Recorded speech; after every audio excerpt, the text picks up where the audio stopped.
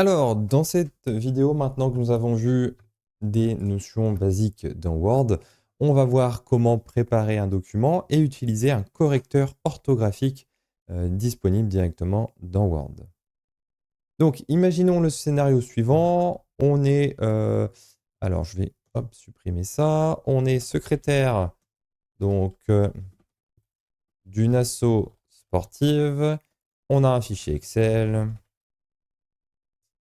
des adhérents.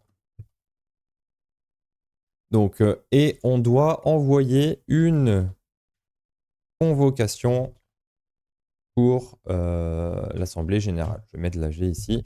Et chaque lettre doit être personnalisée avec le prénom, le nom et le type de licence de la personne, voire aussi une date limite de réponse. Donc, l'objectif ici, ce n'est pas de taper ces 200 lettres à la main. Nous allons automatiser ça. Alors, j'ai volontairement ici donc déposé un petit un message en fait, donc un template qui pourrait être utilisé pour donc ici notre notre association. J'ai volontairement ici mis des fautes pour pouvoir justement utiliser le correcteur orthographique. Donc soit vous pouvez réécrire la même chose, soit vous repartez d'un autre exemple avec des fautes. Donc l'idée est que notre document doit être irréprochable. Donc regardez ici, j'ai mis quelques fautes. Donc votre présence est importante. Alors ici, IN, donc là il y a une faute, c'est souligné en rouge. Pour discuter, ici c'est souligné en bleu. Je vais zoomer un petit peu. Alors on va supprimer peut-être l'image, voilà, comme ceci, ça n'a plus de lien. Donc vous remarquez ici, dans l'exemple, que Word a souligné certains mots avec des couleurs différentes.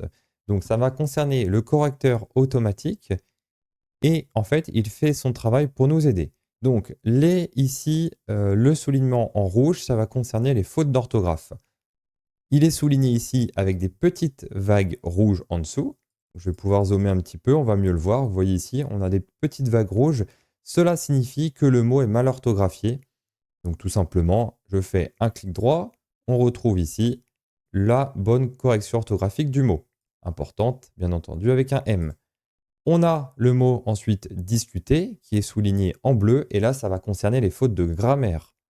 Donc ça va être ici 2 traits en bleu sous le mot pour dire que c'est une erreur de grammaire, de conjugaison ou de contexte. Ici, donc dans notre phrase, il y a une préposition. Le verbe devrait donc être à l'infinitif. Je clique dessus, clic droit, discuter. Et là, nous avons corrigé une faute d'orthographe et une faute de grammaire. Alors, il existe une correction orthographique automatique. Donc, une correction automatique dans Word si vous avez vraiment beaucoup de choses à corriger. Donc, on va cliquer ici sur Fichier. On va cliquer ensuite sur Options. Donc, on va avoir ici une petite fenêtre qui s'ouvre, voilà, comme ceci. On va pouvoir maintenant cliquer dans Vérification et ensuite sur la droite, cliquer sur le bouton Options de correction automatique. Ici, Options de correction automatique. Donc, on a une nouvelle fenêtre qui s'ouvre ici. Et vous avez maintenant donc accès en fait à donc certaines cases qui sont très importantes. Donc dans la case ici remplacer, donc on va pouvoir taper en fait un mot qui revient en erreur tout le temps. Par exemple, imaginons que nous avons ici 300 fois cette lettre dans notre document. On va pouvoir taper son mot. Donc par exemple, je vais retaper, alors moi j'avais mis par exemple importante sans M ici. Je vais pouvoir donc remplacer par importante ici avec un M. Et là, on va retrouver, on peut cliquer sur Ajouter.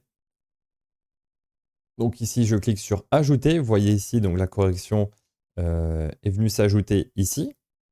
On va pouvoir cliquer sur OK, OK. Et maintenant, lorsque je vais taper importante ici, hop.